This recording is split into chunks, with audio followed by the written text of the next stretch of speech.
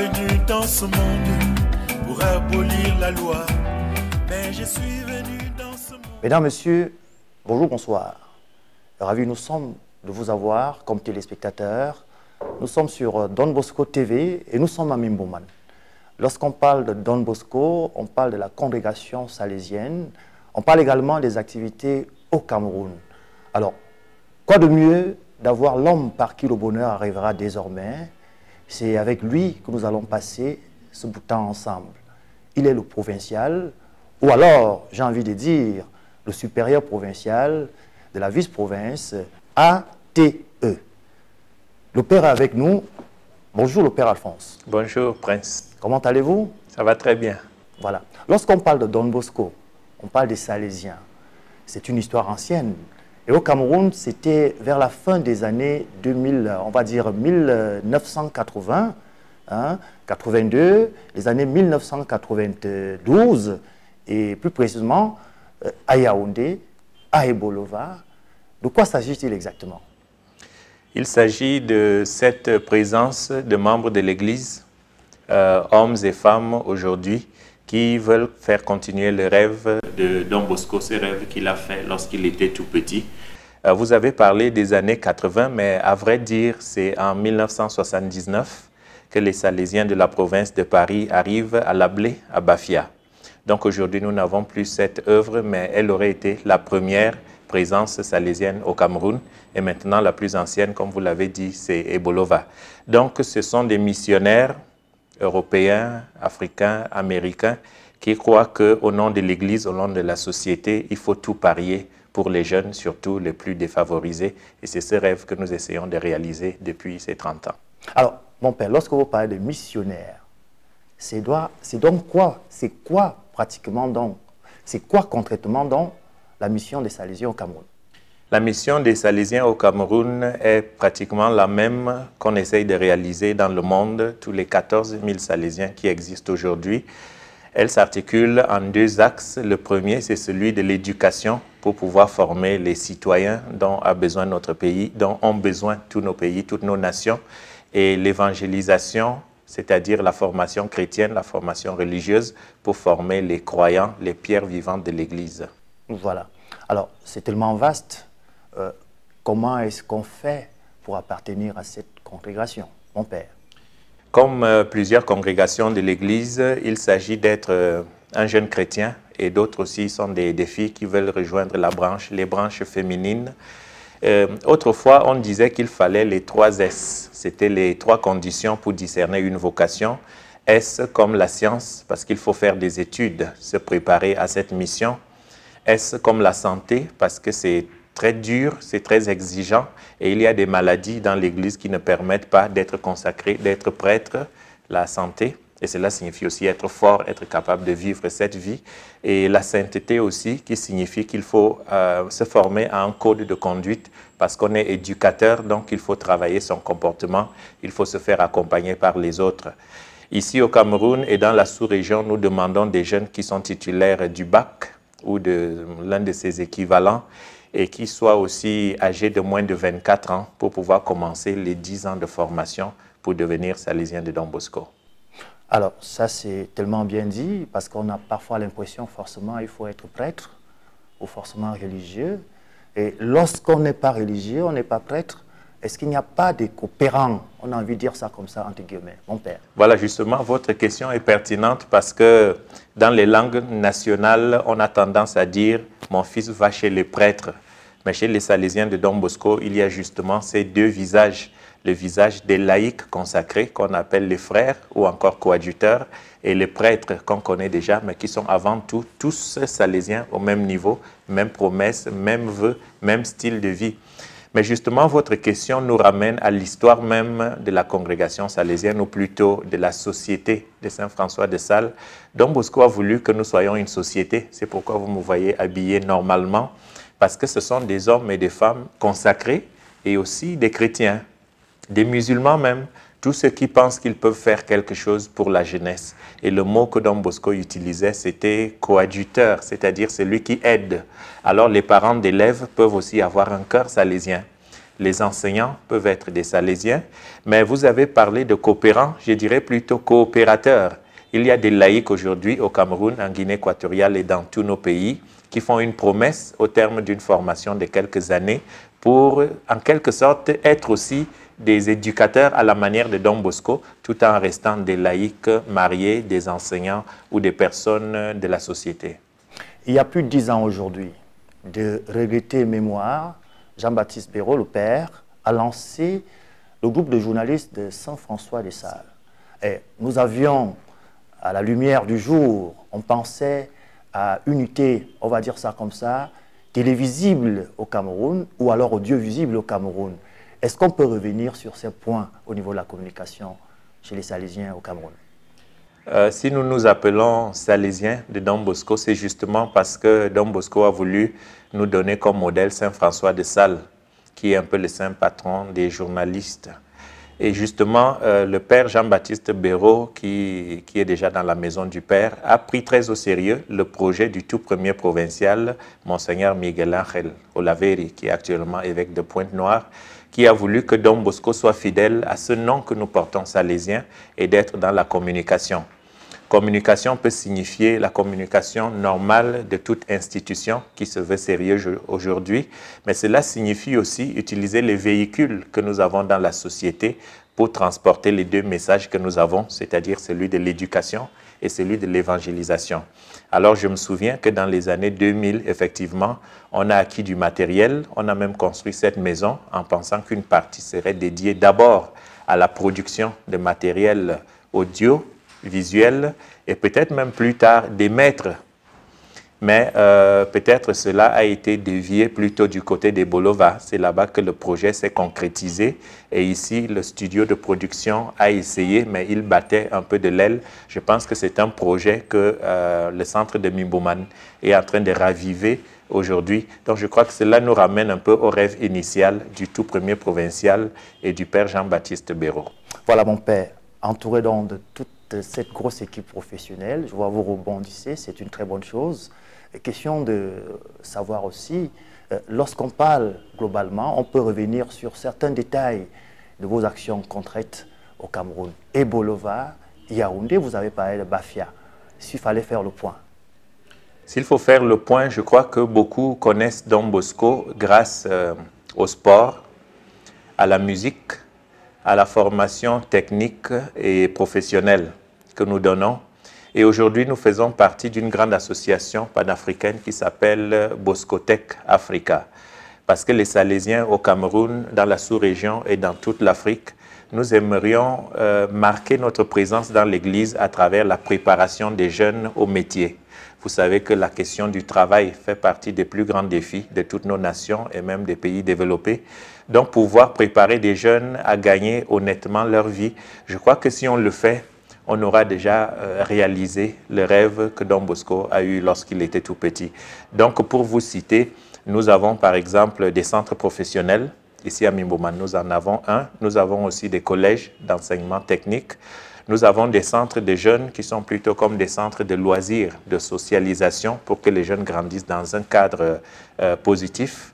Mais nous avons aussi tout le côté de l'évangélisation. Donc, il y a des aumôneries universitaires, nous avons des paroisses, nous avons des communautés ecclésiales de base. Et à Ebolova, l'évêque a voulu nous confier aussi la maison d'arrêt, qu'on appelle généralement la prison d'Ebolova. Nous avons aussi une radio. Donc, cela dépend des besoins de l'Église et de la société. Nous sommes capables de répondre à beaucoup de sollicitations pourvu qu'elles touchent au bien des jeunes et à la mission de l'Église. Alors, revenons un temps soit peu sur la formation du jeune. Nous étions le 11 du mois de septembre de l'an de grâce 2019 à Yaoundé. Vous étiez coordonnant toutes les activités du côté de la base à Mimboman. Ça veut dire quoi? On forme le jeune, il devient autoproducteur, il change, il n'est pas obligé d'aller travailler quelque part. Le point aujourd'hui, avec cette formation que vous inculquez, l'esprit salésien, est-ce que ça porte des fruits au Cameroun? Nous pouvons dire aujourd'hui que l'enseignement qu'on donne et la formation qu'on donne portent des fruits. Autrefois, on pouvait donner une réponse approximative. Mais aujourd'hui, nous avons des bureaux d'emploi que nous installons dans tous nos centres pour pouvoir faire l'évaluation interne et surtout l'évaluation externe pour savoir combien de jeunes sortent de nos maisons. Et quand ils sortent, est-ce qu'ils deviennent des ouvriers, des entrepreneurs, des GIC, des associations? Et donc aujourd'hui, nous insistons beaucoup pour que le jeune puisse être inséré dans la société. Il y a quelques années, et je crois que jusqu'à ce jour, on parle beaucoup de l'inadéquation entre la formation donnée, soit dans le secondaire général, soit dans les centres professionnels, les choix des filières qui peut-être ont été faits dans les années 80. Peut-être aujourd'hui, il faut questionner les métiers que nous proposons. Mais jusqu'à présent, il y a suffisamment de réponses de la part de la société et les entreprises se tournent de plus en plus vers Don Bosco, vers les frères de la Salle, vers les jésuites, tous ceux qui préparent les jeunes concrètement à aller sur le terrain d'abord à travers des stages bien choisis et aussi à travers une insertion professionnelle de plus en plus appréciée. Voilà, concernant donc l'option montage audiovisuel, aujourd'hui on peut dire production audiovisuelle, un rêve qui est devenu réalité, bien qu'il a connu quelques petits problèmes, satisfait de savoir que l'option audiovisuelle peut reprendre le poil de la bête pour continuer les activités, mon père.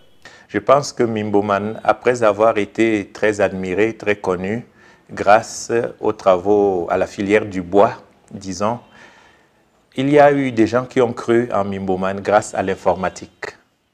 Et après l'informatique, je pense que la filière dont vous faites partie est une filière incontournable dans le monde d'aujourd'hui. Pas seulement pour le monde de la communication, mais aussi dans le monde même des entreprises, parce qu'il y a des entreprises qui réussissent dans la mesure où elles sont capables de communiquer, de vendre leurs produits, de faire du marketing, de la publicité. Donc, je voudrais vraiment remercier tous ceux qui travaillent en ce moment pour relancer cette filière qui existait déjà, mais qui battait un peu de l'aile. Je pense que ce nouvel élan est providentiel. Et peut-être je pourrais rêver que ce que nous voulions faire autrefois, non seulement de produire du matériel audiovisuel pour les radios, pour les réseaux sociaux, peut-être pourquoi ne pas rêver pour qu'un jour on puisse aussi passer dans les ondes. Ça se fait déjà au niveau des Bolova, même s'il leur manque une stabilité sur Internet, parce qu'il y a des gens qui aimeraient les recevoir. Mais je pense qu'au niveau de Yaoundé, nous sommes quand même la capitale, vous êtes la capitale, et j'aimerais vous lancer ce défi pour que Don Bosco soit connu, parce qu'il y a le multimédia à Don Bosco Mimboman. Et vous ne serez peut-être pas les premiers, mais peut-être les deuxièmes, parce qu'à Madagascar, quand on dit Don Bosco, il s'agit de la filière nationale de toutes les radios qui dépendent de Don Bosco. Donc, pourquoi ne pas rêver aussi en ce qui nous concerne ici à Yaoundé? Voilà, vous commencez donc, mon père, à égrener le chapelet des futurs projets et l'équipe qui coordonne tout ce qui est audiovisuel signait qu'il fallait bien qu'on dise Don Bosco Mimboman. C'est vraiment clair. Et nous sommes en plein cœur de Yaoundé, c'est à la maison provinciale. On voudrait bien que vous essayiez d'ébaucher vos projets futurs, immédiats, ou à long terme aussi, pourquoi pas. Les projets futurs concernent avant tout peut-être la communication, parce que je suis en train de me rendre compte à cause d'une activité que je viens de lancer moi-même d'un projet multimédia, un projet d'album. Je me rends compte du pouvoir qui est mis à notre disposition à travers la communication, à travers les médias. Hésiter par rapport à cela risque de nous faire passer à côté de la plaque et nous faire manquer peut-être même nos jeunes. Et on peut rester avec notre évangile entre les mains, avec nos valeurs éducatives entre les mains, si on ne trouve pas rapidement les moyens et les stratégies pour véhiculer cela, pour le transmettre aux jeunes, pour qu'eux aussi deviennent des apôtres. Donc, nous pensons que dans le proche avenir, il y a un projet qui concerne, par exemple, les éditions Don Bosco, qui était une branche de ce projet de Saint-François de Sales, pour pouvoir produire du matériel pédagogique, catéchétique, ainsi de suite. Ça aussi, ça a été un peu freiné dernièrement, mais je crois que nous pouvons le lancer. Nous avons ici à la maison provinciale une salle qui était pensée pour être une salle d'enregistrement de conférences, à mettre à la disposition des radios et des médias. Donc, pourquoi ne pas collaborer avec Mimboman, Don Bosco Mimboman, pour tirer un meilleur avantage, non seulement de la position stratégique que nous avons dans la ville, mais aussi de cette infrastructure, pour que Don Bosco revienne sous la forme du multimédia, parce que l'adjectif salésien que nous portons nous condamne à être des communicateurs. Je pense qu'au niveau de Mimboman, en plus du projet de collège Don Bosco que nous sommes en train de vouloir construire pour le distinguer de tous les autres secteurs, il faudrait que le secteur du multimédia aussi s'exprime davantage. Je ne voudrais pas dire ici que nous devrions peut-être faire une radio Don Bosco ou une télévision Don Bosco, mais je pense qu'avec l'élan que vous avez pris, nous pourrions avoir le droit de rêver que Don Bosco soit mieux connu parce qu'il est dans la communication et une communication du 21e siècle. Vous dites des choses pertinentes. Quelqu'un avait dit « I have a dream ».